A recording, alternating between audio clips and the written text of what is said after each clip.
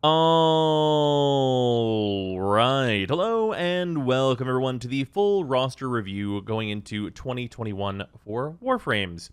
So, we have some changes to how this has being done now as compared to how I have done it in the past. And the main way that this is changing is that I have kind of changed how grades work once again. The grades that we have available are as follows. We have S, A with A plus and A minus, B with just B plus, and then C and D by themselves.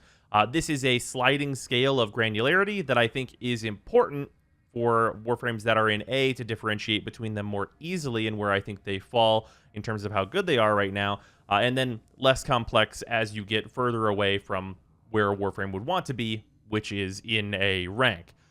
I think this is probably the most helpful way to do this and will make the most sense going forward. But please just know there are no C pluses, C minuses, or B minuses, or variations of D that are going to be present in this list.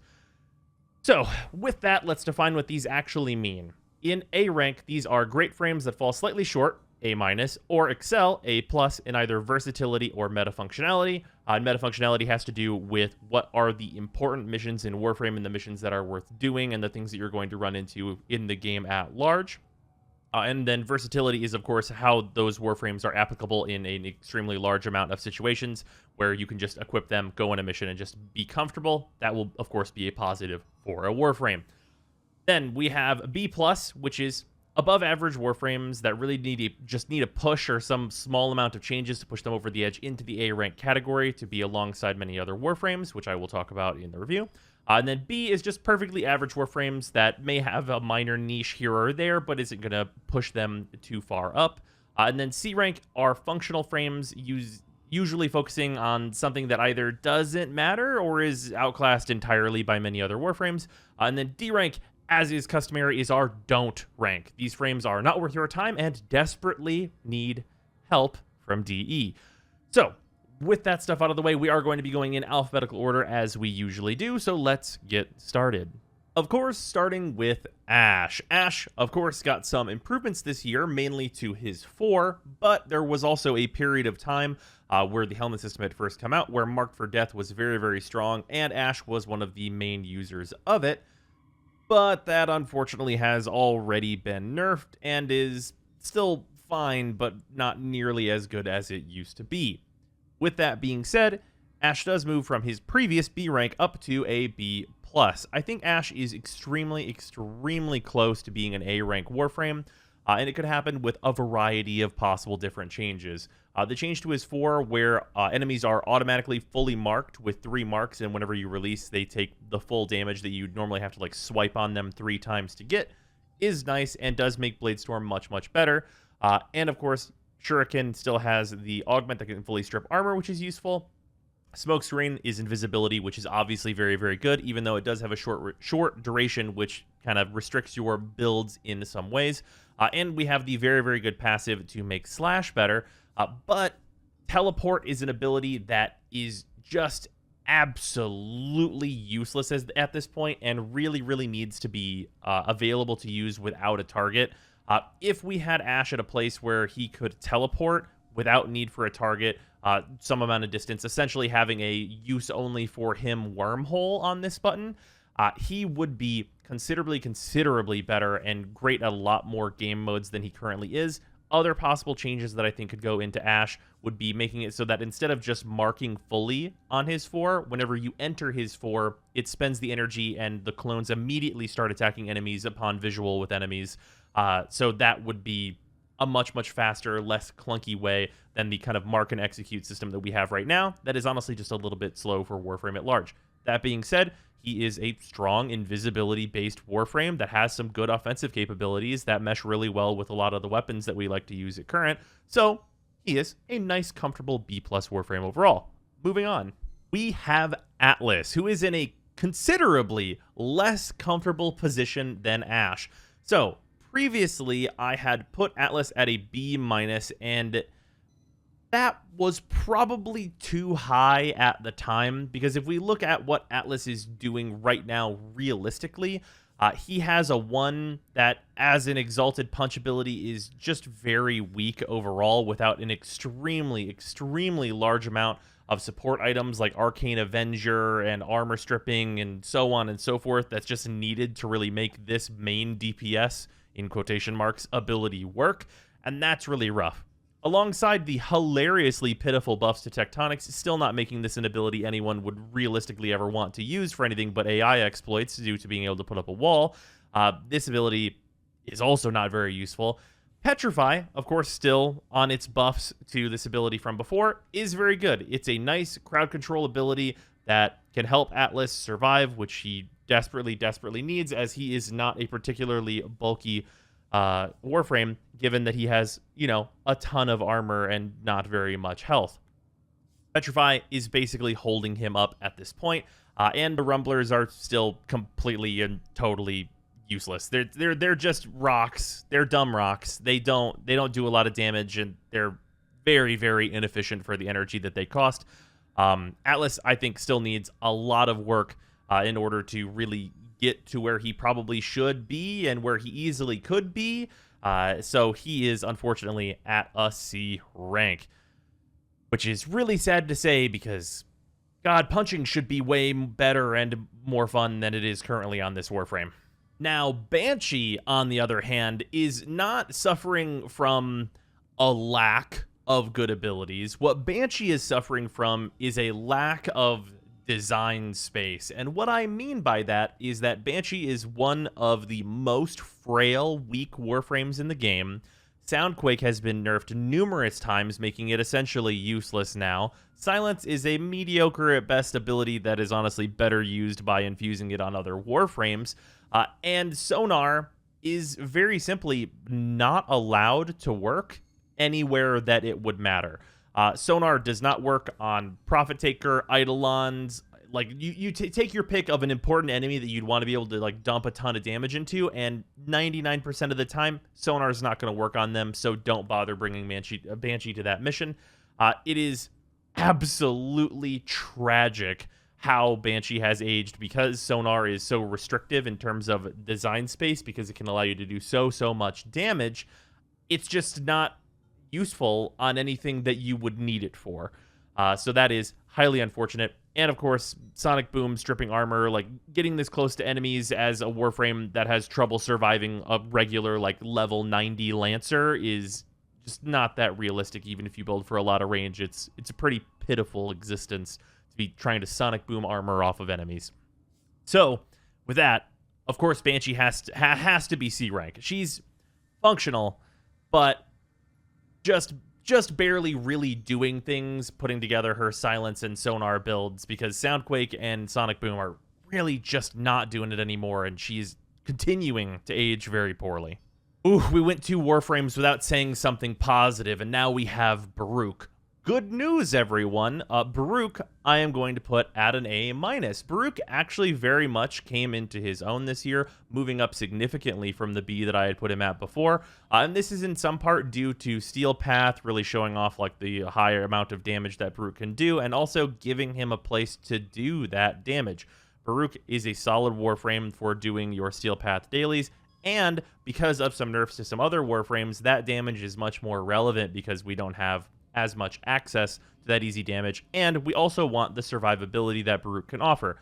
Is Baruch still really clunky with having to build his meter, and his meter builds really slow, and he's really, really bad whenever there just aren't enough enemies, which is the case in a lot of missions?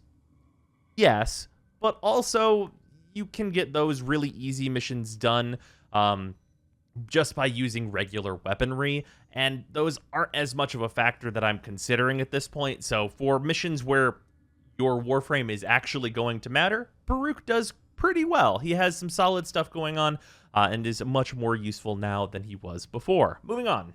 Let's talk about how Chroma is in pretty much the exact same place that he was before. He's straight in A-. This Warframe is, of course, only good due to the design space that DE has brought upon the game. That being the opposite of what Banshee has going on. Banshee has a lot of powers that affect enemies and do unique things and give you huge buffs.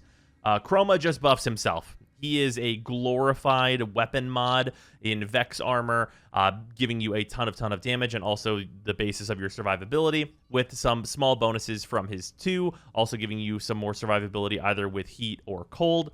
Being able to switch between elements on his 1 is really not a thing that matters because I think in 99% of cases you're just going to remove Spectral Scream in favor of Empower because you just want more power strength on this Warframe.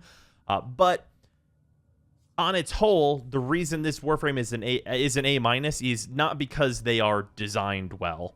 If this was a design competition, I would put him squarely in F. But because this Warframe is just good. They're just good at what they do. If you need to kill Prophet Taker, Chroma's your man. A great DPS for doing Eidolons, even though those aren't nearly as relevant now. Yep, absolutely. Go Chroma. Do you need to just do arbitrations where they just don't allow you to use powers on a bunch of enemies? Cool, Chroma, here we go. No problems were had this day. That is the continuing factor of Chroma. If you need an outrageous amount of damage and also to not die, and there are going to be enemies that are immune to Warframe shit, you just go Chroma and the problem solves itself. As long as you can maintain his, honestly, gargantuan requirements for energy economy, he is just going to be totally fine. He just walks into situations and walks out of situations after dealing the most amount of damage available. So he sits squarely at A- for mainly meta reasons. Now we have Ember. So possibly controversially, I am going to move Ember up from where I previously had her at a B+ up to an A-. I really think that having used Ember more, she is just a really nice, versatile, just good Warframe to be using right now. And that is for a few reasons. First and foremost, she does a lot of fire procs, and Inferno is a really wide-reaching map-clearing ability. That is, of course, very, very useful. And on top of that, you get very solid damage reduction from Immolation, and you get Fire Blast. Now, Fire Blast is, of course, not as useful as you would probably normally think because Fire procs already strip a bunch of armor, but getting some extra armor strip on top of that, just to make sure your Fire procs are pretty much always going to be able to burn down whatever you needed to burn down, is all very, very useful. The other thing that's worth noting on Ember is that I don't think Ember builds should generally be building for Fireball and its augment. So Fireball, in my opinion, functions as kind of an open slot for a Helmet ability, which increases the versatility available to Ember by a good deal and gives her a number of advantages over Warframes that might have a harder choice for their Helmet ability, as we will be talking about in a little bit here. So yeah, solid A-. Equinox. Not much has changed for Equinox, both in, well, what she does and, of course, her grade, which still remains squarely at an A-. Now, much like Chroma, this Warframe is basically the strict definition of pigeonholed in that the thing that is really making them tick is Maim, which is only half of their 4th ability. But Maim is extremely useful. And on a lesser note, we also have Rest available to us for Night Form. Now, we're going to talk about Maim for a second here, mainly, in that Maim is used for basically every farm that you could possibly think of. Low-level farms use this with high strength, high range, roar builds, tons of energy, kill everything that spawns on the map basically immediately, then be able to pop it when enemies get stronger to keep killing every enemy on the map. And you can do this in ESO to wipe the map over and over and over. This is especially useful whenever you use 2 Equinox to do it, which you just play patty cake with 2 Equinox, and you just keep trading the damage back and forth and wiping the map as everything spawns over and over and over and over. And that is all extremely useful and can, of course, be combined with the Helmet system in order to get some really wacky results. A thing that we didn't have available to us before, which was finishers while in day form, is now available in a variety of ways, whether you use Excal's 2 infused on Equinox or whatever happens to be your choice.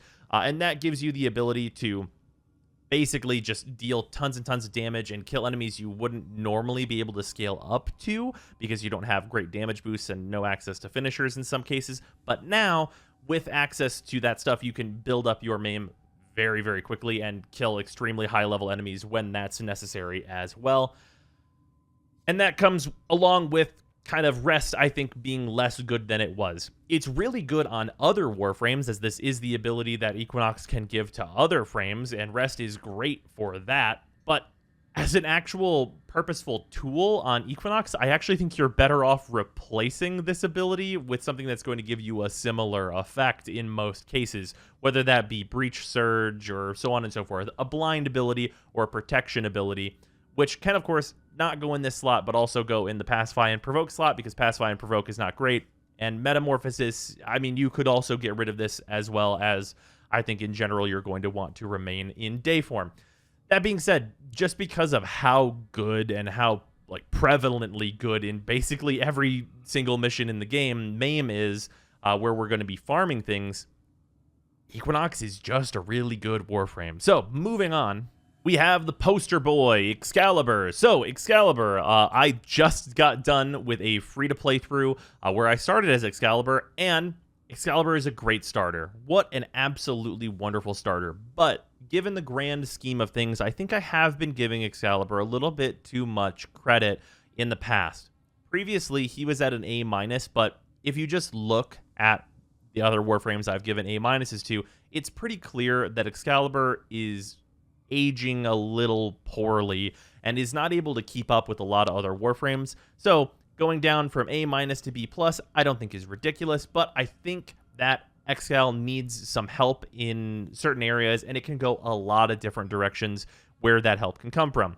I have a number of different small ideas for that. The main thing I think in general is that Exalted Blade, this and all the other Exalted weapons, for that matter, really need access to the Acolyte mods in order to compete with a lot of regular melee weapons at this point, which is really sad because they cost you additional energy and stuff. So that, I think, is just a blanket fix that we honestly just need for all the Warframes that have Exalted weapons at this point, and that would really help a lot. Radial Javelin hasn't been good for years. This ability really desperately needs to scale with Exalted Blade and do a lot more damage based on it, and also probably have more base range as well, because it has, you know, a limited number of targets. Radial Blind, still incredible. Honestly, this is Excalibur's actual best ability, because just being able to instantly blind everything that can see you is pretty good. And then Slash Dash. Slash Dash, absolutely pitiful damage at this point. Kind of the same thing that needs to happen with Radial Javelin, I would say. But on top of that, make it scale completely with Exalted Blade, and then also do an additional, like, add additional base damage, and also give it a ton more range so it can hit, you know, wide swaths of enemies. That's kind of what Excal's kit needs to be pushed back up where he should be as the poster boy, in my eyes. But right now, he's like solidly above average. You can still Exalted Blade and blind things all day and like build a little tanky and just be absolutely fine doing content. It's just that he really should, and I think deserves, a little bit more of a push upwards. Speaking of Warframes that need a push upwards, Frost lies squarely in a goddamn grave, and I have been giving him too much credit for maybe all of these roster reviews. Frost is just absolutely in D. There's no argument to be made. This Warframe is so poorly aged, and I'm not going to go into the changes that I think need to happen to Frost in this case. I have an entire rework video on that you can go check out. But what I will say is that Snow Globe is a downside for allies, and defense missions are just not where it's at right now, so I really don't care if you want to take Frost into your 22-hour defense mission. That's just not a relevant game type at all in any way, shape, or form. And anywhere that you could take Frost, there are a number of other Warframes that you will just be way better off with. Avalanche, if anyone's going to say that this has an armor strip, yeah, it's one of the most pitifully weak, like, most ridiculous build-around armor strips in the entire game, and it's a complete sham. Ice Wave might as well literally say it doesn't do anything, and Freeze is pitiful, and ice damage is so bad that you wouldn't even use the augment on this to build up a damage bonus, because there are, of course, 4 other Warframes that you could instead do that with and get way better results. Frost, absolutely ancient, in the most dire need imaginable for an update, and I think there are a lot of simple ways that could be done, but if we will see them is probably not. I'm going to say probably not on that one. Let's talk about Frost's complete and entire replacement, which is Gara. Gara is absolutely incredible. You can defend objectives in an extremely similar way to Frost with Mass Vitrify, and this also freezes enemies and gives you a damage bonus against them. And you have Splinter Storm, which can affect you, allies, allied objects, enemies for a damage bonus. It does everything necessary, giving you 90% DR to yourself and, of course, objectives being protected and everything along those lines. And if that wasn't enough for this ability to do, this ability can be combined with your 4 and your 1 in order to have infinite scaling AoE damage on yourself. And if even that isn't enough for Gara to do, now, with the helmet system, you can build in Larva or Korra's 2 or any kind of grouping ability, and this extremely ridiculously high scaling ability can be done to much larger groups of enemies, as pulling them all into one area increases the amount of damage you can do in a smaller time frame drastically, because literally Splinter Storm has unlimited scaling. It is really hilarious how I still feel like Gara is kind of a slept-on Warframe, but she is absolutely amazing and very much deserving of an A+. Absolutely outlandishly good Warframe. The one thing that is bad and also at this point /good about her is that Spectral Rage is not an ability that's useful to Gara, but luckily, as an infused ability, has a couple of applications on other frames.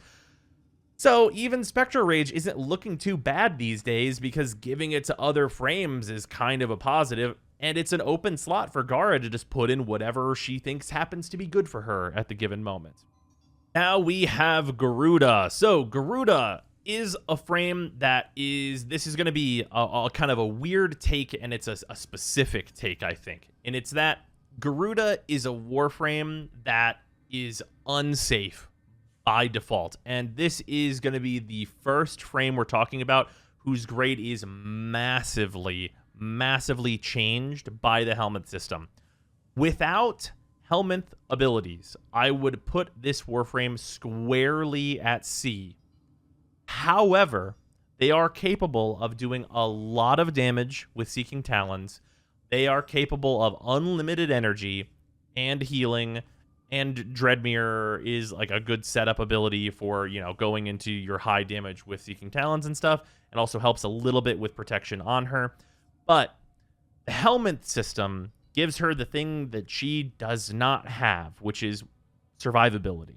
She does not have a good, consistent survivability, and she needs to get it any way that she can, whether that be through casting Harrow's 1 to get shields, which I don't think is the right way to go, or going with Excal's 2, or preferably Wisp's 3 Breach Surge. Breach Surge is absolutely amazing for Garuda and has an added benefit of giving her an infinite damage combo. And what I mean by that is whenever you use Seeking Talons with enough power strength to get this to 100% bleed chance on a group of enemies, and then they are Breach Surged, Breach Surge and Seeking Talons loop and kill the group of enemies until there's only one enemy left, and they usually die from the excess bleed they've gained from other enemies anyway. This is pretty powerful, and while it is not like the most widely applicable thing, it comes from an ability that I think that Garuda already wants in Breach Surge.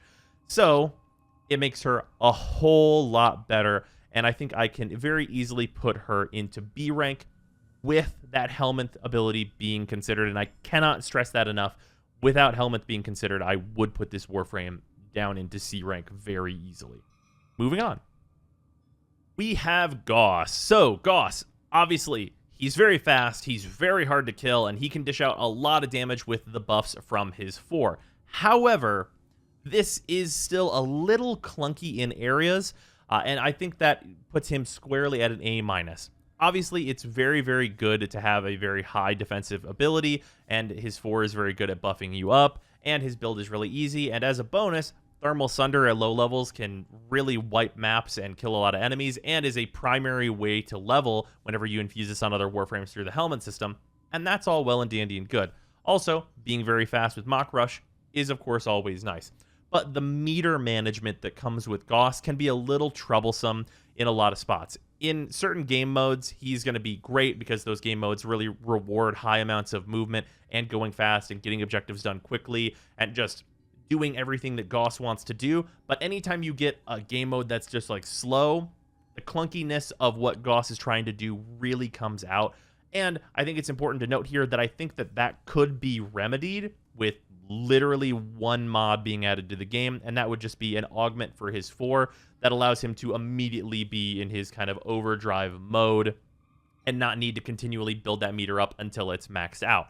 I think that sacrificing a mod slot for that is totally reasonable, and I think that it would make him a lot better at those game modes where they really just kind of want you to sit around for a while, and would make him just much more versatile in the types of challenges that he can tackle. That being said, he is a very, very good Warframe as it stands. Grendel. So, Grendel previously was at a B+, and he stays squarely at a B+. Nothing has really changed with Grendel as much as I would really love things to, but Grendel is essentially filling a role of a much harder to get Inaros with a shield gate that has some offensively tilted abilities. There are certain builds that you can use with Feast, his main ability, that you eat enemies and then use things like Spectra Siphon to belch them all out and create a ton of energy. And like there's certain builds that you can do with Grendel that do work for certain things, but they're all kind of at a lower level than many other things available. And you're mostly going to be using this Warframe if you like them, or if you just need an Inaros offset, honestly. There are a lot of things that could be done to this Warframe that I think could drastically improve them. Those main things being Pulverize, having damage scaling attached to it based on the amount of enemies you've eaten, things like that, in order to make this ability much more relevant at higher levels, because at lower levels, it feels really, really good to use, and you can kill large amounts of enemies, like in a pretty considerable area, but it just falls off really, really early, and given any kind of scaling, I really think Grendel could come into his own and be very good. Along with, of course, Nourish on the damage buff. Nourish Strike, very, very consistent now. That stuff's always good. And Regurgitate is mostly just hilarious and not particularly useful and could easily be a helmet ability. But I think Grendel's very, very close to getting into A rank. And honestly, I think if they did good damage scaling changes to his 4th, he might even supersede something like Inaros as the premium, has a lot of health Warframe. But until then, moving on. We have Harrow. So Harrow I have previously rated at a B-, and the thing that people were using Harrow for is no longer really relevant, and I'm going to have to move Harrow down to a C rank. So Harrow is ostensibly supposed to be a support Warframe, but unfortunately Harrow kind of just wants to do everything himself and slower than other Warframes can do it. And what I mean by that is for Thurible, his energy generation ability, he needs to do this long charge up to build the number up, use it, and then he needs to kill enemies, and usually wants headshots to get the most amount of energy, and then he'll restore energy to allies in the squad. This is theoretically kind of good, but it just doesn't really work out in actual gameplay. Usually just being this slow with this is just going to kind of waste your time. And if you're killing enemies one headshot at a time as opposed to just like killing them in swaths, like you probably could just be a different Warframe and have a better time, as there aren't really any missions that require the amount of energy he'd be able to generate, and we can't even really hold the amount of energy he'd be able to generate either. So he's kind of in a weird position with Thurible. On top of that, he does have like the lifesteal with penance and stuff, which is fine, but helping allies survive is moderately important at this point, and it's kind of just minorly helpful. And Condemn is his better survivability because, of course, shield gates now. Just casting this is going to make it very easy for Harrow to survive, but that's kind of just for him and for him to generate shields to put into penance, which is fine. And we have Covenant. So Covenant is timed invincibility and then a crit damage boost, or a crit boost in general. And that is great. It's fine, but usually this is going to be used with its augment at this point in order just kind of to maintain that big damage boost all the time. And I think there are just other Warframes that do it better and more conveniently than Harrow does. All this stuff can work out for you if you just happen to be soloing and you like Harrow. Things will be fine for you. He's got a kit that can do that stuff, but as a support, he just really isn't doing his job, honestly. Hildren. Okay, I'm going to be the first to say, I was way too hard on Hildren last time. Last time I put Hildren at a C+, and that was mean. That was unnecessary of me. I think she squarely fits into a nice, comfortable B+ ranking, and that is for a number of reasons.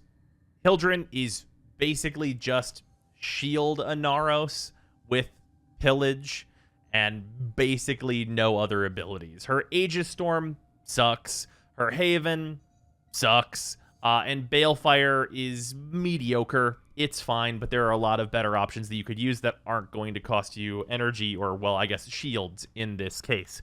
But what she does have is pillage. Now, the main thing here is that Hildren has 3 open slots to infuse an ability. So, in a lot of cases, you can actually build Hildren for pillage and then go with an ability that also wants very high strength, because if you're going to be utilizing pillage, you really want 200% strength in order to be able to, get all of the armor and stuff off of all of the enemies. So you can take a variety of Helmet abilities that are going to help her out with that, but realistically, having 3 abilities that might as well not be there and 1 good ability and shields for tanking is pretty rough. And it's I'm trying not to, but it's hard not to try and knock some points off of her, because whenever you infuse Hildren through Helmet, she gives pillage.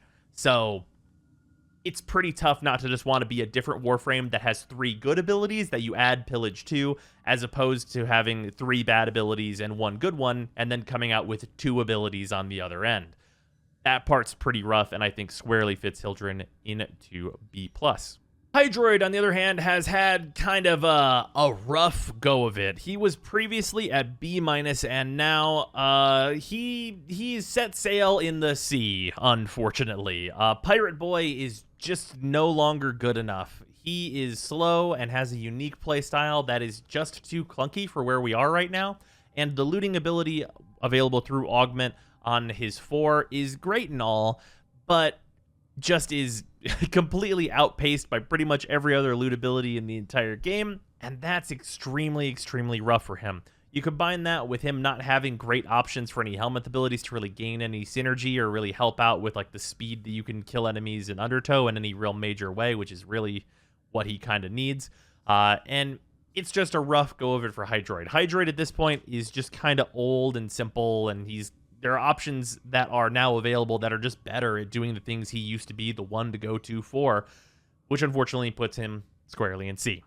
Inaros. So, Inaros is maybe one of the most controversially rated Warframes on this list, and I understand why people say that he should not be the rank that I'm about to say that he is. But Inaros has gone from an A+ to an A rank.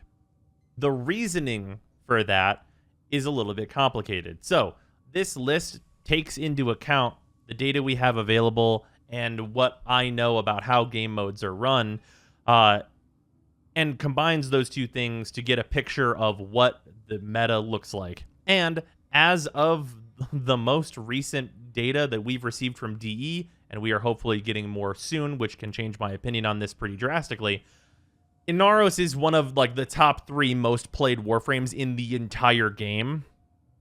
And that says a lot about how good Inaros is. And the reason Inaros is in that place is because Scarab Swarm, with its augment, makes you completely immune to knockdowns and status and pretty much anything the game is going to throw at you. Sandstorm is a bad ability. Devour has some niche use cases, but is mostly not used. And Desiccation is a really useful blind. So, this helps tanking at like certain spots where it might, for whatever reason, be troublesome for Inaros. This makes it so you just can't be knocked down or anything, and as a bonus gives you some more armor and stuff. And he needs very little energy to use his 1, and his 4 doesn't even cost any energy for the important part. The other part of this is that the other half of his 4 that no one uses heals allies and objectives at a rate that's faster than basically anything else, and while that is not usually relevant, that is still a thing that he can do. On top of that, he has access to, of course, the Helmet system, and with how simple it is to put Inaros together, you can justify pretty much any build on Inaros that doesn't go below 100% range, making it so you have a free slot in the form of Sandstorm to build whatever fucking ability you want into Inaros. You can literally just slap whatever happens to be useful in the helmet system onto him, and that is worth some points. So, given the vast versatility of being a just big bag of health that can't be turned off by nullifiers, he doesn't care about arbitration things, he doesn't care when enemies shoot him, he just doesn't care. His propensity to not care has made him so played because DE keep making things that turn off our fucking abilities or make our abilities don't matter. But the ability of Inaros, very similar to Chroma, is that he doesn't care whenever you turn things off. He'll walk into a nullifier bubble and fucking swirly that guy's head in the toilet. It just doesn't matter to Inaros, and that has a really, really large amount of value that you might not expect. Moving on, we have a much, much less controversial Warframe to put directly into A. I don't think that it is like weird in any way that Ivara stays at A rank. She has, permanent invisibility that also comes with a looting ability. She has like her sleep stuff, which is useful in a number of different farms. She can cloak allies. Her dash wires are occasionally useful. And of course, her noise arrows are good in stealth farms and stuff whenever those are necessary. And Artemis Bow is very, very high damage, very, very easy to use, super easy to build around. Is not like hilariously form intense too much, and is just a very, very solid exalted ability to utilize. Given that, you also have Navigator, which in some cases is used to DPS certain enemies, like it's been used on Eidolons, and like you could theoretically use it on Prophet Taker and some such like that. But in general, this is, once again, as we've talked about with a number of different Warframes, a completely free slot for Helmet, and it's easy for Ivara to build into a number of the good Helmet abilities that can give her a safety net if you feel like it, say with like Harrow's one ability and stuff like that, where you have a ton of shields to go with your invisibility, so AoEs no longer really affect you in any way, shape, or form. You also get access to armor stripping when that's necessary, where usually, of course, you would just do slash procs with Artemis Bow, but using stuff like Pillage, if you're already building very high strength and very high duration, is really, really simple and just makes it so you can kind of machine gun fire Artemis Bow down hallways and eliminate everybody. There's a lot of useful stuff to be done on Ivara and improvements to be made with the helmet system. But even without that stuff, she's just a very, very solid Warframe that does a lot and is very versatile and easy to use. So, moving on. We have Korra. So, now, Korra, it's possible that I am making somewhat of a snap judgment on, as the nerf to Korra was relatively recent, but I am going to say that it's pretty easy to move Korra from an A- down to a B+. And the reason for that is just raw because of the questionability and inconsistency of her survivability. And what I mean by that is that because of the nerf to Whipclaw that makes it line of sight based on point of impact, the geometry of levels and the way that you would classically play Korra really required you to kill enemies before they could see you, let alone before they could see the end of where your whip hits. Throwing this between crates, throwing it like in a doorway the wrong way, and just like getting a complete whiff and standing there with your pants down is the easiest way to die, and it transitions Korra's playstyle into basically having to cast Strangle Dome every other like 10 feet in order to really be able to play her the way that we have been playing her. This increases this makes the energy economy of Korra so much worse and just like unworkable in some situations, and it's really, really rough that we have to do that, as the nerf to her was just hilariously unwarranted in my opinion, as I think she was in a very solid spot, and her one still does a lot of damage, but right now I think you're better off going to alternatives that do very similar amounts of damage, and unless you for whatever reason think you need to spend 10 hours in a survival or whatever, just going with other Warframes, because the amount of damage that her one did was never really a thing here. It was that her one did damage, and also it was very versatile and could be used in cool ways to clear maps faster. Those ways are gone now, and I'd rather not play at Banshee survivability with a, honestly, now very clunky moveset. So I think a B+ is very appropriate for where Korra is now. Very high damage potential, but at such risk as to not be worth it, I would say.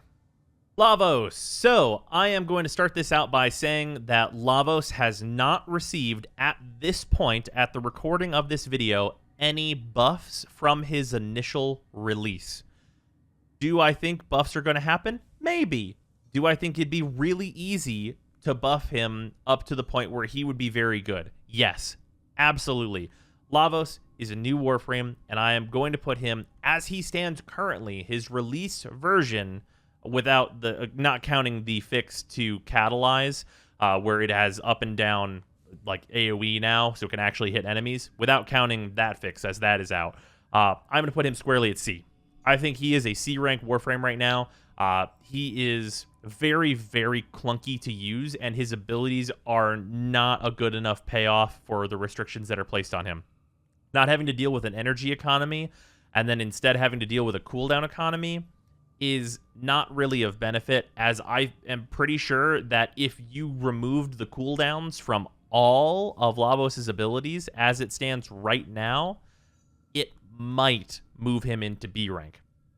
What Lavos really needs is better, more aggressive scaling for his abilities, because as it stands right now, his abilities do scale based on the enemy level, but they don't scale strong enough in order to compete at those higher levels and actually still be able to kill enemies. So you'll be using Ophidian Bite, and the enemies just don't fucking die unless they're trash enemies that don't matter. Vile Rush is like a nice speedy way to move around, but in general is very inconsistent at actually dealing with enemies. Transmutation Probe is cute, and like it can apply a little status and reduce your cooldowns, but that's a pretty rough sell for me personally. And Catalyze has an extremely long cooldown, and it just doesn't do enough damage as compared to what you could be doing otherwise. What I will say about Lavos is that the stats that he has at base for survival are pretty aggressive. He has a large amount of health, he has a large amount of armor, and that stuff is good. Like, it's very easy to survive as Lavos. The only problem right now is that it's hard to really get his abilities to do something without a vast amount of setup that would require you to apply, like, with the Sea-Doo, which is, in fairness, his signature weapon. Use the Sea-Doo to apply a bunch of statuses and then get, like, the bonus damage from Catalyze and do all this stuff to kill all these enemies. But the amount of steps that takes really cuts out the step of just use something better to kill these enemies, as opposed to adding step 1, step 2, step 3. Let's just skip straight to step 4 where these guys are dead. Is really the thing that we generally need to be doing in Warframe, and Lavos just isn't doing that right now. Limbo. Previously, I put Limbo at B rank, and Limbo is going to also go down to C rank. So, Limbo, as it stands right now, is just not particularly useful. Obviously, the place where Limbo can be used is in defense missions that don't contain nullifiers. So defense missions against Grineer and against Infested are generally the place where Limbo thrives. That being said, that is just not very useful at this point. There are some cool builds you can do with Rift Surge to do a bunch of damage, and like the freeze time stuff is neat, and it no longer negatively affects your allies, but it's just the stuff that he's doing is just not really important right now. Like the large area lockdown is just not really there, and his job as box breaker was literally taken from him. So,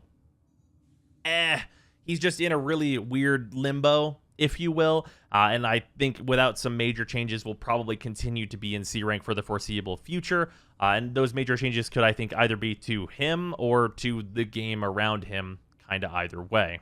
Moving on. Loki. So, Loki has been experiencing a continual fall from grace since the first full roster review, and now also sits in C rank. So, what does Loki do that is useful? Loki can hit his 2 and go invisible. That's it. That's the end of the list. Loki doesn't do anything else. Invisibility is pretty good. I'll give it to you. However, there are a large number of Warframes that have access to consistent survivability or invisibility and like a bunch of other things that means that like this is not that special anymore. There are a lot of other survivable Warframes, and we don't need to like cheese survivability with invisibility anymore. So it's just a survivability of choice, as it were. And the rest of Loki's things don't do anything. Like, Radial Disarm, once upon a time, was an ability we would use, but is completely useless now, outside of memeing, because you can rip infested arms off with it. Switch Teleport, total garbage. Like, switching places with an enemy or an ally is completely useless. Decoy, this ability has needed to not have health associated with it for years now. And Loki's just really not doing very much, and sitting in C purely based on invisibility still being pretty damn good, and not having any real downsides to speak of. Bonus, I guess, is that you can, as long as you have an ability that wants to be built for duration, you can build for anything that's available in the Helmet system. But even inside of that, much like we talked about with Hildren, going up to 2 good abilities is much less good than having a Warframe that has 3 good abilities that could have 4. So, moving on. Mag. So, Mag has not really changed too particularly much. I think Mag still sits squarely at a B. It is notable that I think Mag has some potential with the Helmet system, but her build is already so restrictive, I think that the Helmet system becomes hard for her to use. Because as it stands right now, you have a solid amount of survivability with the shields you're going to gain from Crush, and at low levels, you can use this to farm a bit. Polarize is a very mediocre shield strip and armor strip, and it's not very good, and I think if you're going to pick a Helmet ability, you really should just take Hildren's 2, which is probably what this ability should be anyway, and use that instead. And you have Magnetize. So Magnetize has a new mode that's completely useless that you shouldn't bother with, where you hold the bubble as opposed to putting it out there and it being useful. So that's unfortunate. And then Pull is like, it's Pull. It'll crowd control enemies a little bit, but is in general usually just going to be pretty inconvenient for you to utilize. So your main thing is really going to revolve around using Magnetize to DPS enemies, and it is a very good DPS ability. And using Crush to survive and CC enemies a little bit when necessary to get those large amounts of overshields. And then kind of whatever Helmet ability you want will usually go in the Polarized slot. The thing I will say is that I have done a rework video for Mag that I think could be a very simple way to very easily push her up into the A ranks, where of course I think she should be. But she's in like a perfectly fine spot right now. Perfectly fine Warframe. No like gigantic catastrophic issues, but just good. Just a solid one. Moving on. Mesa. Unsurprisingly, Mesa remains at an A+. Mesa is an extremely versatile, extremely powerful Warframe that only got stronger with the Helmet system. For 4, obviously an extremely high DPS ability, does tons of damage, extremely good. Great ability. Shoot mans, they die. Do a ton of DPS. Obviously there's like the auto aim associated with it and stuff, but like most of like the really high damage comes out of this when it's fully focused, and at that point you're aiming anyway. Then we have Shatter Shield, which is a huge amount of damage reduction, making it so it's very, very hard for you to be taken down, but it doesn't work on melee attacks. But we have Shooting Gallery for that, which stuns enemies when they get close and gives us and one team member at a time a damage bonus, so that's a nice bonus there. And then we have Ballistic Battery, which wins my award for easiest to fix ability via just adding, I don't know, 10 zeros to the buffer limit of this ability, and then it would probably be nichely useful sometimes. But as it stands now, Ballistic Battery is totally useless and is a really, really good slot for throwing in Hildren's 2. And when you throw in Hildren's 2, it fixes the main issue that Mesa has ever had, which is, 1, occasionally you can be hit by something that won't be blocked by your 3. Her Hildren's 2 will give you enough defensive capabilities to ignore that. And built right, Hildren's 2 is also going to give you a full armor and shield strip, which means that those pesky, heavily armored enemies now don't have armor, and Mesa can eliminate them very, very quickly with Peacemaker, as Peacemaker doesn't scale super well into incredibly chunky armor that is found in, say, Steel Path, for example. Mesa is an incredibly versatile, incredibly good Warframe that you could bring to pretty much any mission and be very, very happy with her. So yeah, easy A+. Mirage. So Mirage was previously a B-, but I am moving her to B. Obviously, we don't have B- as a rank anymore, as we have simplified it a bit. And I would still say she's in about the same place, but she's a little bit better than the Warframes that I've moved down from B- to C. She, of course, has her applications. She's got her Eclipse. When used right, is an extremely large damage bonus that can be used, you know, in a number of little speedrun type locations, and has some stuff it can do. And then Sleight of Hand, technically has a build that you can use in ESO, but I think that build has, you know, it needs an amount of like setup and support that's really not worth it. And there's like a lot of other Warframes you could use to do it instead, but it's a good addition as like a supplement to a party that has like, say, a Saren or whatever. She's a good addition to a Saren and will make those ESO waves go by even faster and, you know, kill even more enemies and so on and so forth. And then, of course, she has the classic Hall of Mirrors, which is just going to multiply her damage and just be very good, of course, with a lot of AoE weapons, and especially so given, you know, the more AoE weapons that we have available now, with a number of them being pretty brand new. This is very good with that. So there's all that stuff. Mirage, I will say, it's a very, very simple Warframe to improve, as she mostly suffers from being very clunky. Her abilities and capabilities are good, but accessing those when you want to access those good abilities is just troublesome as it stands currently, and I think there's a number of good ways to fix that stuff, but we won't go into that here. Moving on. Necros. So, Necros, we're going to take this opportunity to be entirely honest. Necros is at A. He stays at A. He is at A. For very similar reasons to why Inaros is at A. Necros is a meta powerhouse, but Necros only does one thing, and that's Desecrate. You build him so that you can survive and kill and shoot mans, and then Desecrate is an ability that is on. That is what Necros does. Shield of Shadows with Shadows of the Dead, I don't think is a particularly good build.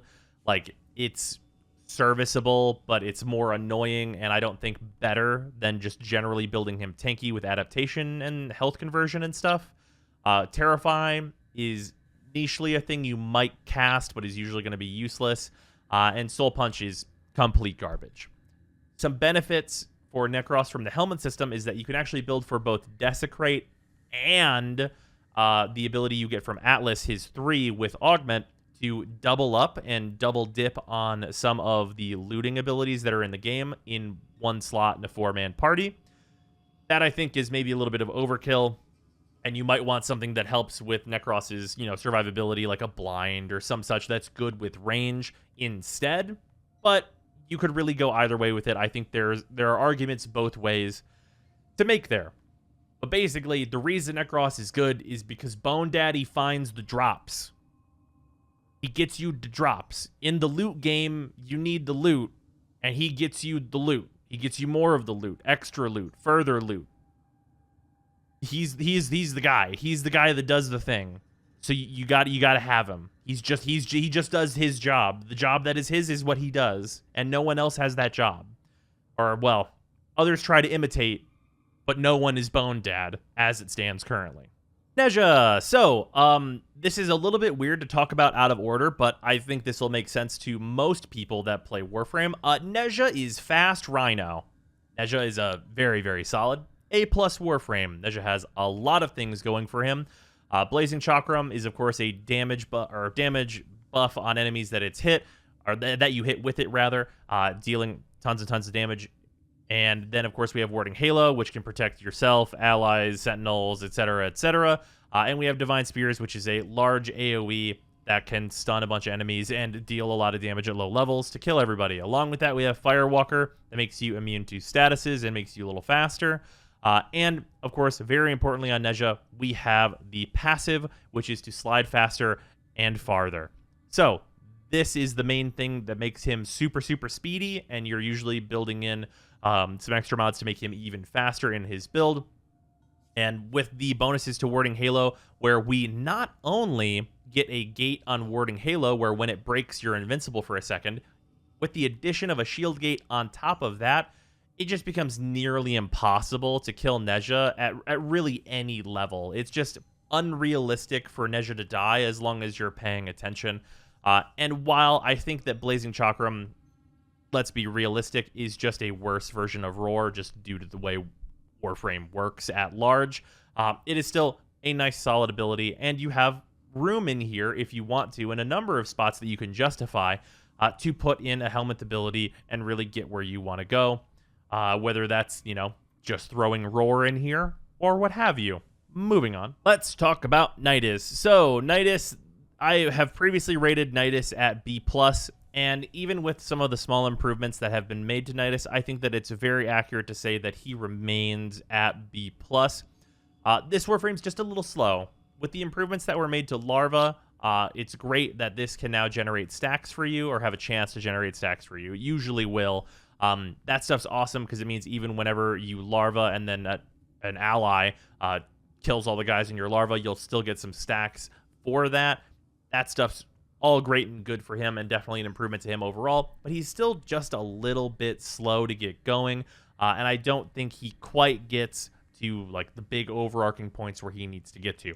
I will say it's very, very easy to build this Warframe with a armor stripping ability now because of the helmet system, where I would usually advise you to remove Ravenous, but with that is also going to put more of a burden on your energy economy, because instead of just having Larva and Virulence to worry about, and Virulence, of course, gives you a refund or gains you energy whenever you cast it, adding, in addition to Larva, which is 25 energy, another ability on top of this can really stretch Knightis' energy economy a little thin, so I would be wary of that. But having the armor stripping available in kit from the helmet system really does help him scale better into heavily armored enemies than he did before, but just not quickly enough for what the pace of Warframe is at right now. He's an incredibly well-designed Warframe that's just not quite keeping up in the race, as it were. Now, a Warframe that is absolutely keeping up in the race is Nova, who, no surprise to anyone, I would assume,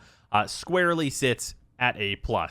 No shock, no surprise. Obviously, we have Molecular Prime. This is both Spiva and Slova. Slova lowering the enemy's just speed by an insane amount, making them not a threat at all, doubling the damage they take. Spiva speeding the enemies up, mostly used in defense missions to make them go by faster, and great for farming to get the enemies closer to you so they can all be eliminated very quickly, again with the double damage that they're taking.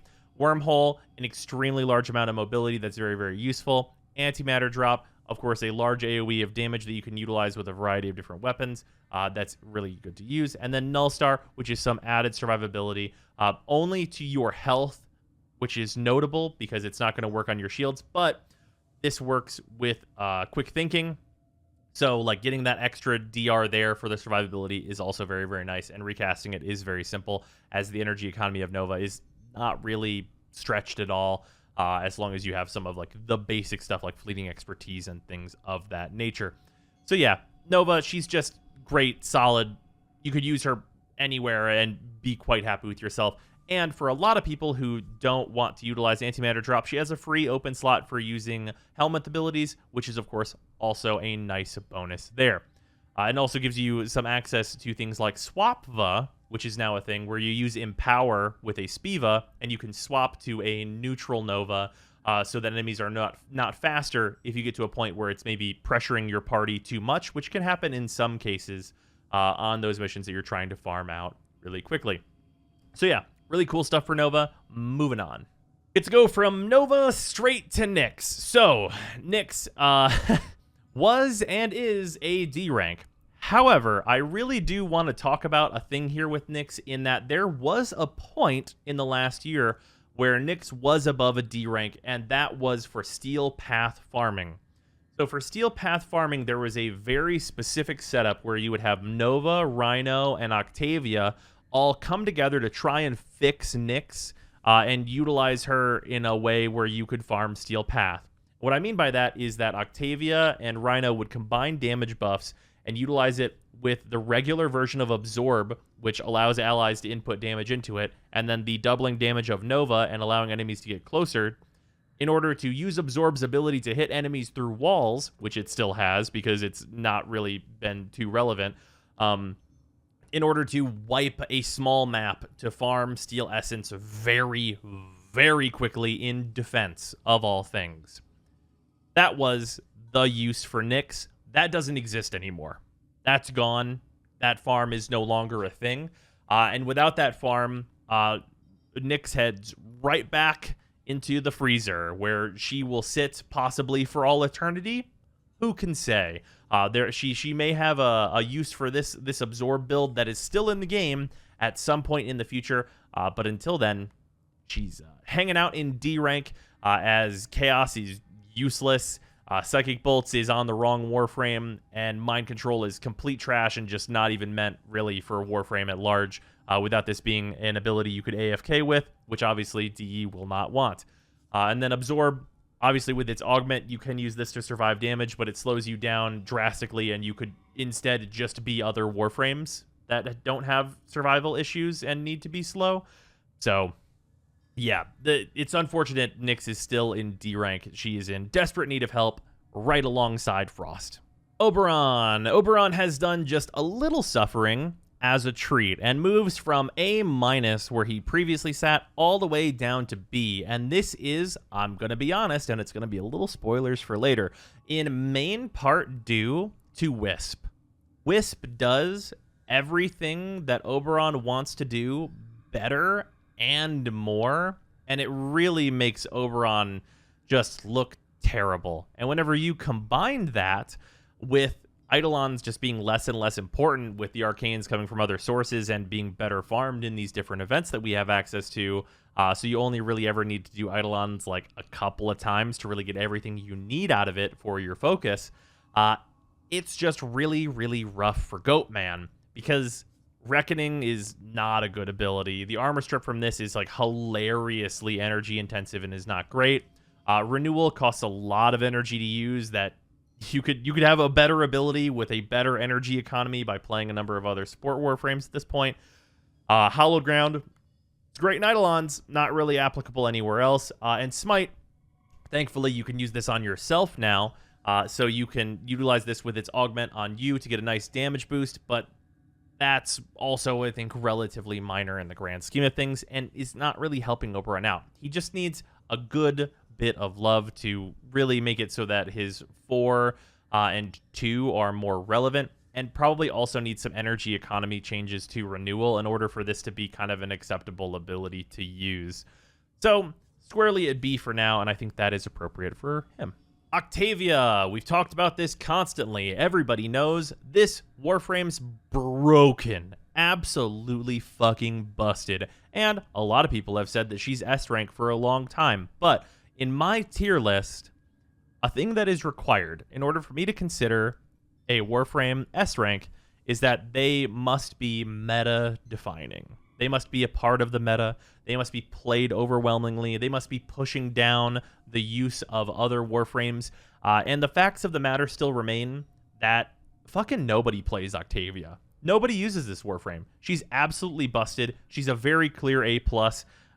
She's got a gigantic damage buff. She's got Metronome, which is every buff that you can fucking think of, and like all of them are good. Infinitely refreshable invisibility for yourself and your entire team.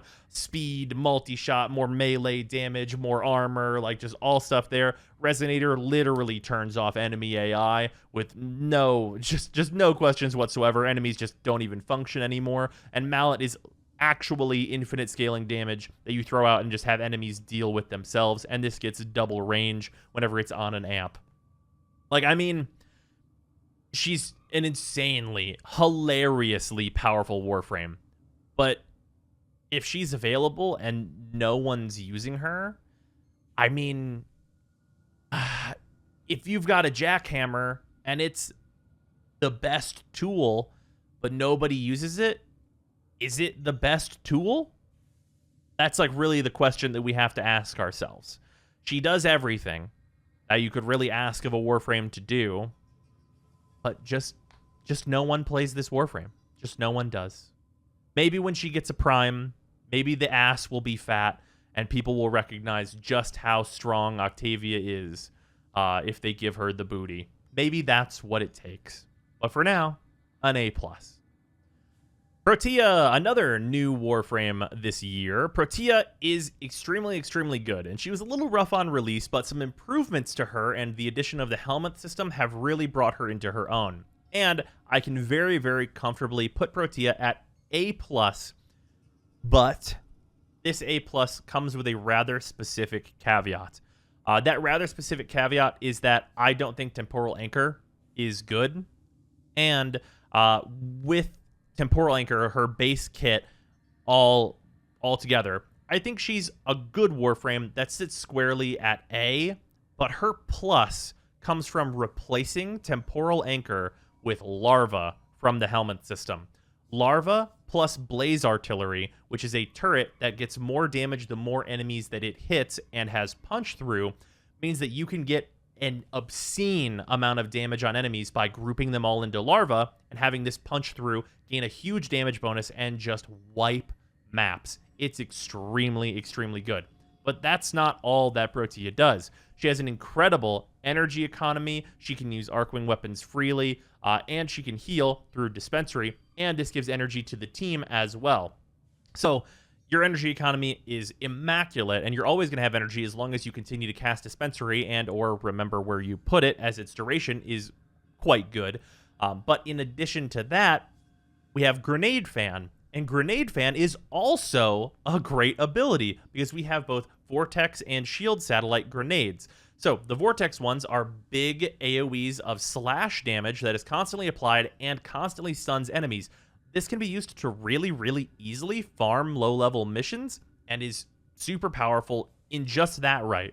But on top of that, this is the survivability ability of Protea. Spamming shield satellites and putting them everywhere basically makes you completely invincible because you're not only going to have a ton of shields, it's going to make your shield gate longer, and it's going to constantly regenerate that shield gate for you via you picking up more and more of these shield satellites. It is extremely, extremely good to be a Warframe that has great energy economy, can't die, does a lot of damage to low-level enemies, and has the ability to not only scale into high levels, but also this ability is good against low-level enemies as well, as it shoots relatively fast and has a solid range on it whenever, of course, you build for a decent amount of range.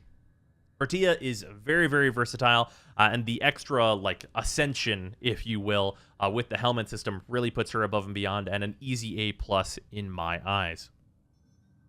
Revenant. So, Revenant was previously at a B rank, and remains very easily at just a B rank. Revenant is fine. He's very survivable. There are some niche use cases here and there where you'll use Reeve and Enthrall together to do percentage damage and kill enemies. But that's what are we using that on? Just liches, basically. There's not a whole lot of real applications for it. So most of the time, you're just using Mesmer Skin and kind of calling it a day on surviving. And then, of course, there's some applications where you'll use Dance to kill a bunch of enemies.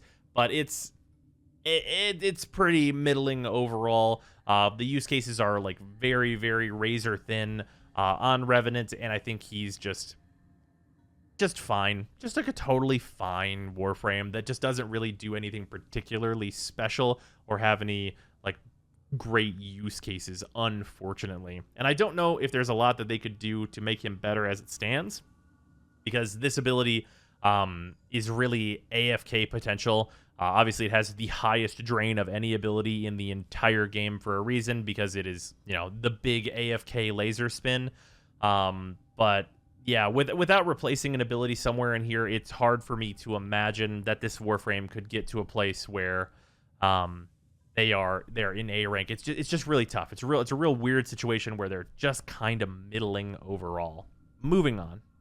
All right, ladies and gentlemen, let's crank out some easy ones. Rhino's an A+. That should surprise absolutely no one. We're many years into this Warframe game as it stands right now. We've got Roar. This is the best damage buff in the game, especially considering its party applications. What an amazing ability. This is going to allow you to increase the ability damage of allies and is used in tons and tons of farms. We have Iron Skin. Iron Skin is one of the best survivability abilities in the whole game when combined with the augment for Rhino Charge and a few other gimmicks if you'd like to. There's tons of arcanes you can use in a variety of different ways to boost up Iron Skin even further, easily getting hundreds of thousands of Iron Skin and just being completely unstoppable and impenetrable in a mission. And on top of that, we also have Rhino Stomp. Rhino Stomp, hey, it's an ability you can use for low-level farming because it's a very large radius and does a good amount of damage. And in addition to that, in a number of builds, you can also just use it as an emergency stun whenever enemies just need to sit still. And in a number of situations with bosses, it can have their weak points be open longer and some such like that. And that stuff's relatively minor, but is still worth noting here. In addition, with the helmet system, you get access to a few different things. You get some more ways to use Rhino Charge with its augment to gain a hilarious amount of Iron Skin. but also with the roar builds where you're just roaring up your teammates and yourself, you're just using Empower with that, because usually those builds don't run the Iron Skin Rhino Charge combo. You'll just replace Rhino Charge, throw Empower in here, and then your roar is even stronger and more effective at doing the job it was already doing. Just good stuff. It's just good stuff. He's the first Warframe that all new players should get. Highly functional. He can run on basically no mods. And he just scales all the way to wherever you need him to scale to. He's a Chroma offset in a number of cases where Chroma is optimal. He's right behind Chroma, and he's just a fantastic Warframe. Moving on. Saren, we all know Saren. It should come as no surprise that she is continuing to be at A+. This Warframe just has a ton going on. They have a great damage buff for weapons. There is a viral applying a large AoE that we have access to that is also a small stun. We have Molt that can be a heal or a speed up, and it's actually technically both in most cases, and a distraction on top of that. And mainly, we have spores. You put spores on an enemy, you use Toxic Lash, you kill that enemy, or hit them with a melee weapon, or shoot the spores, or a million different things. It spreads to an insanely nice area of enemies, just spreading the spores, increasing the damage, just map wiping enemies. Saren's biggest problem is that at low levels, spores doesn't have enough enemies to kill, so you'll have to recast it all the time. What a cry and shame it is that all the enemies are fucking dead. Saren is an easy A+. Whenever you're considering on Saren to instead build for a miasma because the enemies just aren't really surviving your one long enough, and it might be better to use this, and it might be more energy efficient to kill the enemies that way, that's how you know that your Warframe's really, really strong. In addition to that, the helmet system gives you access to alternative survival options, such as Harrow's 1, Pillage, etc., so that you can have different types of survival rather than just going fast and healing off of the Molt Augment, which can free up a slot in your build in some cases, which is quite nice. Or some people have replaced a number of different things. I've seen some people even opt to replace Miasma. Seems like there's a good, healthy amount of debate on what can be removed from Saren safely, kind of depending on what ability you go with on Helmet. But it's extremely, extremely powerful. Saren is amazing and has been. And of course, she is the premium option for Elite Sanctuary Onslaught as well, which is going to be our main leveling location. And if you have a Saren, also a fantastic way to get focus leveled. Titania. So Titania has seen a number of improvements, and previously I put her at a B-, but I now think that she squarely fits into B+. Very solid Warframe. She's incredibly fast. She's got Razor Wing to deal a good chunk of damage. This is bolstered by some arcanes that are available now in a number of cases. So there's that. And just the ability to have like real damage reduction with Thorns and Dust. If you get Thorns and Dust going together, that's great. Obviously, Full Moon and Entangle, if those weren't on this ability, it would actually make this ability better. But just having access to that more consistent survivability stuff is very nice. And then, of course, you still have Spellbind, which you can cast on yourself, which gives you easy access to the augment buffs that you get for Razor Wing by just casting this on yourself. And then it also makes you immune to statuses and things, so you're not just going to burn to death as you fly around. And that stuff's all great. In addition to that, we also have Lantern. Lantern, not great. It's a pretty poor ability, but it gives you an open slot to throw things in here from the helmet system, and that's convenient in a number of like kind of small cases. There's no real big standouts for me in particular to apply to Titania, but she has an open slot for them, and her kit has really come together in a nice way through just like a variety of small buffs over time. I think B+ suits her very well for now, and I think it might actually be, you know, it might remove a certain amount of clunkiness that if they actually just completely got rid of Full Moon and Entangle, that I might even be willing to say she would be at A-. So, you know, it's certainly possible. They could either remove Full Moon and Entangle or make them buffs actually worth casting. Who can say what can happen in the future? Moving on. Trinity. So, Trinity is experiencing some of what Oberon has been experiencing, in that I think Trinity has gone from an A all the way down to a B. And the reason for that is mainly that Wisp exists. And Wisp does all the things that you'd want Trinity to do. and then more. So Trinity's kind of, you know, blessing build is all fine and good, and she herself can tank with that, and like Link you can use to strip armor and also get some further tankiness out of it, so it's very unlikely Trinity herself will die. An Energy Vampire can bolster your energy economy as well as giving energy to allies, but giving energy to allies is not in huge demand outside of some like earlier play before you get like the mods you'd usually want to have access to. And of course, Energy Vampires become even less necessary with much more access to Energize that we now have, it being at its cheapest that it's ever been currently. And Well of Life was actually nerfed when it was buffed in terms of it being a helmet ability, so that doesn't really help very much, and it's never really been useful for Trinity. So yeah, Trinity's, I mean, she's doing what she's always done. It's just that stuff's not as relevant now, because if you're a support that's not offering both like a huge damage buff and also like healing or energy of some kind, then it's just not nearly as good as you could be doing. So moving on. Valkyr. Once upon a time, Valkyr was my favorite Warframe, and previously she was at a C rank. And she has not moved at all. Not even 1 inch. Not even a little bit. Not even in any way, shape, or form. There's an argument to say that Valkyr has actually gotten worse, and that is because Warcry is her infused ability, which means any Warframe can now have access to Warcry.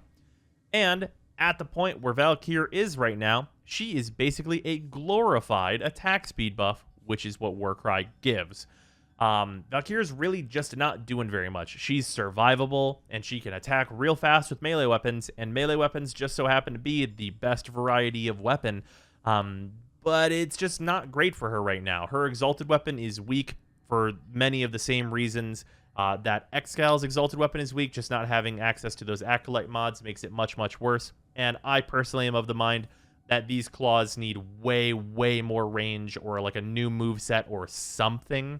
And that paralysis is so useless that it just needs to be removed. And just anything else would probably be better than this ability, as it just kind of does nothing. Obviously, Ripline is not a great ability, but it's a meme, so I never expect it to be changed.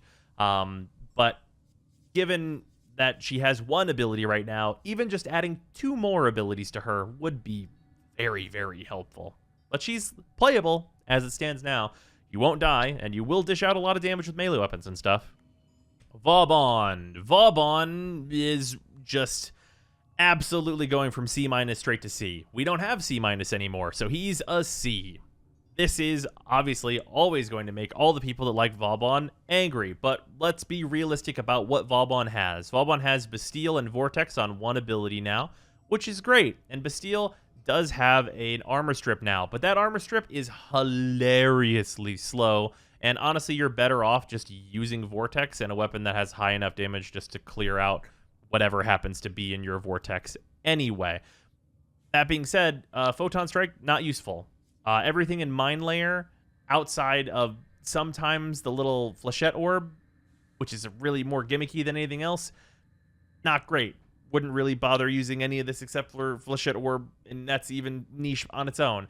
And then Tesla Nervos, with their augment, this is like a fun gimmick build, but it's still like slow and just not particularly useful. So what we're getting out of Vauban is generally a helmet ability, which is usually going to be Gara's. You're going to have, Gara's 3 interacting with Vortex in such a way as to create like basically unlimited energy for you, which is really nice for a Vauban and of course for your squad mates.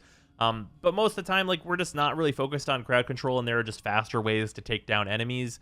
And I think it squarely fits him into a C rank, as he's just not probably where he needs to be. Volt, following up on Vauban, is also suffering from the lack of relevancy of doing Eidolons at this point. While he does have everything that you might want for an Eidolon run outside of maybe the tankiness you might want, because he can DPS and is the only Warframe in the game at current that can buff operators in a significant way. He is just kind of just not really useful for a lot else. He can technically run ESO with his 4, but Bolt really lacks a cohesive build right now where he can do his whole kit, which is to say, use your 1 with the augment, use your 2, and use your 3 and 4 to a useful capacity. Unfortunately, he just really lacks a build that could do that because of just what the attributes are needed for in his build. I will say it would be very, very easy for Volt to become a lot better if he just plain and simple used duration as a range attribute on discharge as opposed to using the actual range stat. Making it function much more like how Hildren's 2 functions would suddenly make it so that Volt could have a cohesive and good build where he could use all 4 abilities, but without that, it makes him very not versatile at all, and he needs specific builds for specific things, and those specific things he's like fine at. He's fine, but I'm going to put him down into C rank as the things that he does just aren't super relevant and can be done a lot of different ways. So with that, moving on, we are finally at Wisp. So Wisp absolutely fucking crushing it at an A+. This Warframe is actively pushing down other support Warframes and is just incredible. Were support more important in Warframe as it stands currently, I could honestly see this Warframe being considered an S, but with the current state of where things are, Wisp kind of does everything that she needs to do and is the premium current support in the game. You get health, speed, fire rate, attack speed for your melee weapons. You also get like a nice little stun aura, and that's just from her 1, and it's for her and everyone in the party. And this is a very low energy intensity thing where allies just need to pass through the field and they will get the buff for a good amount of time as long as you built a decent amount of duration. So that's her 1. In addition to that, her 2 makes her invisible, gives her a high-speed teleport and a lot of maneuverability, and that is to combine with the invisibility she gains from her passive, which is anytime she is in the air, so jumping or what have you, she is invisible, which is super powerful, and we get Breach Surge, which combines with her 1 in order to give you a teleport, which is neat in some open-world scenarios, but on top of that, is a really underrated DPS ability and a survival ability as it blinds everyone and creates these little motes that will seek out and deal tons and tons of extra damage to enemies, which is really, really useful. And then we have her 4. Soulgate is like a fine, mediocre, mostly gimmicky ability, and it kind of gives you the perfect opportunity for an open slot to put in something that might be more relevant on Wisp, like, I don't know, maybe adding one of the few things she doesn't do as a support, Roar. So then not only are you getting attack speed and fire rate and move faster and tons of health, you're also getting a huge damage burst, which fits right into the build that a lot of people are going to be building on her anyway, which is just tons of strength and duration. All these things come together to make Wisp just like kind of ridiculous. This Warframe is so good, and whenever we get like the updated stats for what frames are being played, I will not be surprised at all whenever she is very, very highly represented in those stats. And if she's not, I'll honestly just be confused as to how that could possibly be. This Warframe is excellent, and you can apply her to basically any scenario, and she will do extremely well. Moving on. Wukong. So, we talked about it last time, but Wukong was previously between grading sessions at the top of his game and never got updated to stay there, and he was at a B- previously. With B- going away, we are going to safely put Wukong at just a B. He's fine as it stands right now. Like I've been saying for a lot of the Exalted Warframes, their 4s, they need to have access to the Acolyte mods just to be able to keep up with regular melee weapons at this point. It's actually kind of sad that you have to pay energy for something like Primal Fury, whenever there are literally melee weapons that are just better than it.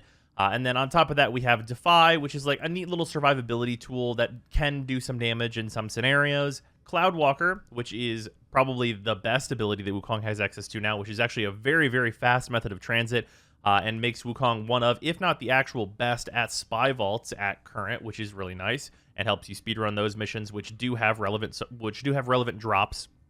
So that's cool. And then Celestial Twin, which is fine. Having the Celestial Twin around, like it has, it's a auto-aim companion. Like you can kind of AFK low-level missions with it, which is like some kind of a benefit, I suppose.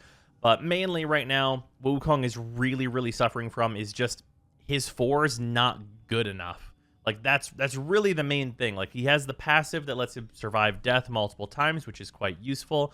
And like I said, with the extra survivability of Defy, like, he does have ways to survive things. It's just that his damage output just kind isn't there. He's kind of always relying on his weapons, and he really should not have to rely on whatever primary, secondary, or melee weapon you brought whenever part of his kit is literally supposed to be a super powerful melee weapon, but it just isn't that at all. It's really sad to see, and I think it could be fixed really easily just with including Acolyte mods on the Exalted weapons, because I think it's fairly outdated that those aren't included on Exalted weapons as it stands.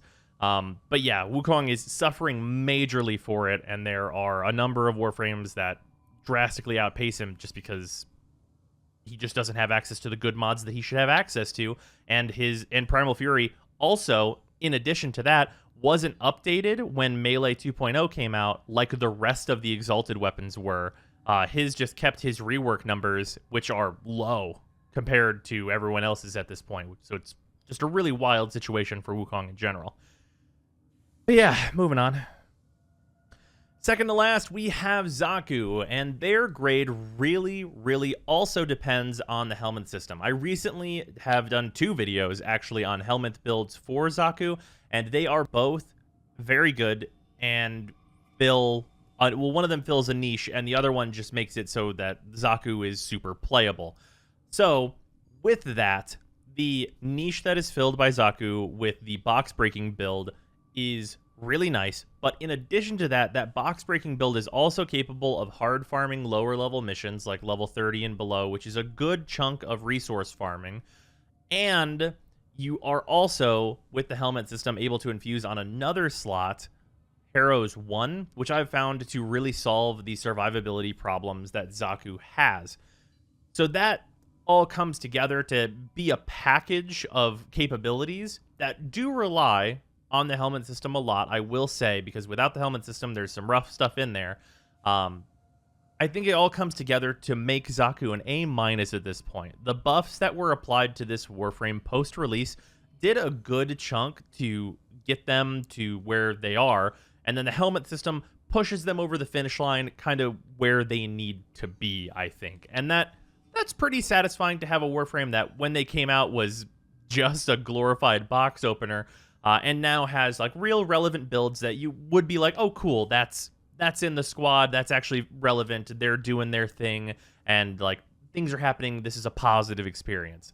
It's actually really nice that it's a real Warframe, as most of the Warframes released last year are. We have Protea and Zaku, and I think they're both in a pretty damn good spot, which is really satisfying to see, just kind of on review of what things have come out. Hopefully, because, of course, Lavos was so late in the year, we'll see that for him as well. Well, yeah, Zaku's in an all right spot right now. Unfortunately, we need to talk about Zephyr last. So, Zephyr, I've previously put it B-, but I think we're putting Zephyr into C rank.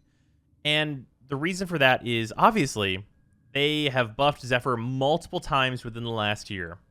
So, it doesn't make a whole lot of sense that her rank would go down, right? But the problem here is that the buffs that have been applied to Zephyr haven't actually really done anything relevant, as Zephyr basically just still has Turbulence as a fine enough survivability mechanic, and there are a lot of Warframes that have good survivability right now, this being one of the weaker end of those. The tornadoes haven't gotten better or more consistent, really, and Airburst, while it does have a pull function now, has a really weak pull function, which is very disappointing.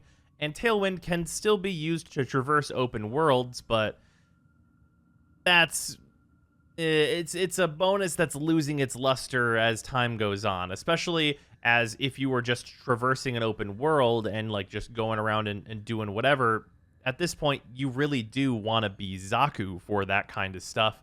And you can, fly around pretty fast a number of different ways because Arcwings are very accessible and all that business.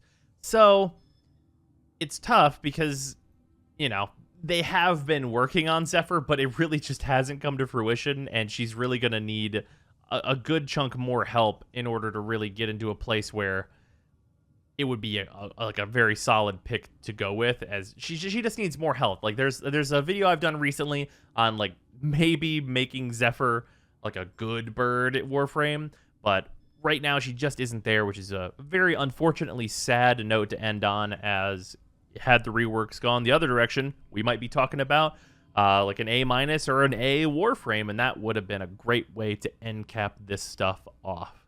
But that is gonna do it for the Warframe roster review. Hopefully you guys have enjoyed it. I am going to include this time around down in the comments, should be the pinned comment, and then also in the description of the video, I will have kind of the list of where all the Warframes were and where they are now for you guys to check out. That'll be in alphabetical order, so you can click that in there to get all those informations. I hope you guys have enjoyed this video. I am planning to do the primary, secondary, melee videos, but those are, of course, as I've mentioned in the past, going to be a little bit different. I'm probably going to cut down on the amount of weapons that I generally talk about. So, hopefully you guys have enjoyed this video. Thank you very much for joining me, and I will see you tomorrow.